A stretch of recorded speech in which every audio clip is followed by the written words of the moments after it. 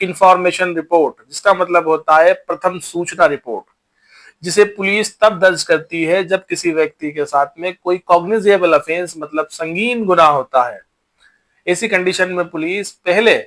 CrPC के section 154 के अंतर्गत एफआईआर दर्ज करती थी और अब भारतीय नागरिक सुरक्षा संहिता की धाराओं में उसमें एफआईआर दर्ज की जाती है। एफआईआर जब भी किसी व्यक्ति के साथ में कोई संगीन गुनाह होना, जैसे किसी व्यक्ति को कोई गंभीर चोट पहुंचा दी गई है, किसी व्यक्ति के साथ में कोई ठगी कर ली गई है, या फिर किसी व्यक्ति के साथ में किसी तरीके का लैंगिक अपराध किया गया है, तब वो पुलिस को इंफॉर्मेशन देता है। पुलिस को मिलने वाली ऐसी पहली सूचना एफआईआर कहलाती है। सवाल ये उठता है कि अगर ऐसी सूचना पर पुलिस एफआईआर दर्ज नहीं करे तब एक फरियादी क्या कर सकता है। कई मौके ऐसे होते हैं तब पुलिस एफआईआर दर्ज करने से इनकार कर देती है। कुछ राजनीतिक प्रेशर होते हैं या फिर कुछ ऐसे कारण होते हैं जिनकी वजह से पुलिस एफआईआर करने से फरियादी को मना कर देती है। तब फरियादी क्या कर सकता है और उसके पास में क्या कानूनी अधिकार हैं। पुलिस संबंधित थाना अधिकारी या संबंधित अनुसंधान अधिकारी किसी भी फरियादी की रिपोर्ट लिखने से इनकार कर दे तब फरियादी को निराश होने की जरूरत नहीं है।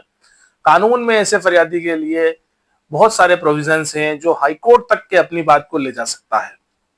फरियादी पुलिस की रिपोर्ट नहीं निकले की शिकायत पुलिस के आला अधिकारी, अगर कमिश्नर सिस्टम है तब पुलिस कमिश्नर के वहां, और अगर कमिश्नर सिस्टम नहीं है तब पुलिस अधीक्षक के वहां पर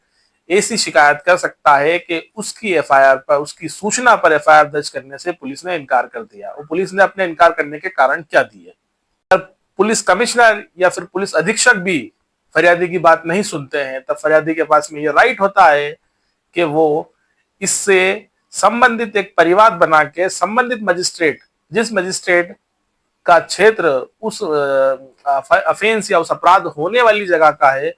वहां पर वो प्राइवेट कंप्लेंट दर्ज करवा सकता है। मजिस्ट्रेट इसी प्राइवेट कंप्लेंट को एक आपराधिक मुकदमे की तरह सुनते हैं और अगर उनको उचित लगता है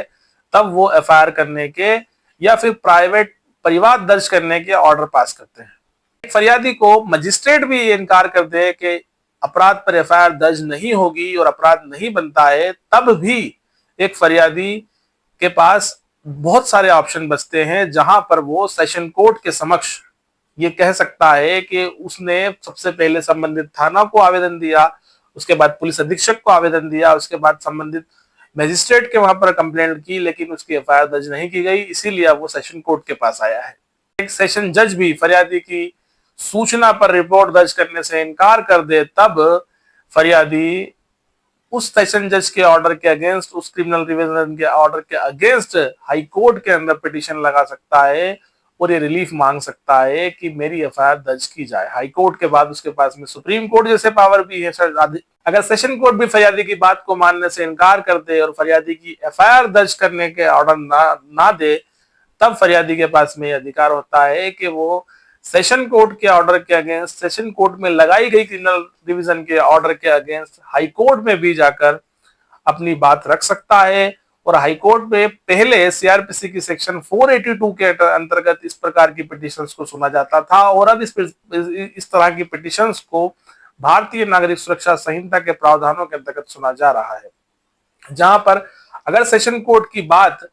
ठीक नहीं होती है तब हाई कोर्ट सेशन कोर्ट के ऑर्डर को क्वेश भी कर देती है। अगर हाई कोर्ट से भी फरियादी को रिलीफ नहीं मिलता है तब आगे सुप्रीम कोर्ट जैसे प्रोविजन भी है जहां पर फरियादी अपनी बात रख सकता है और अपनी एफआईआर दर्ज करवाने के ऑर्डर करवा सकता है।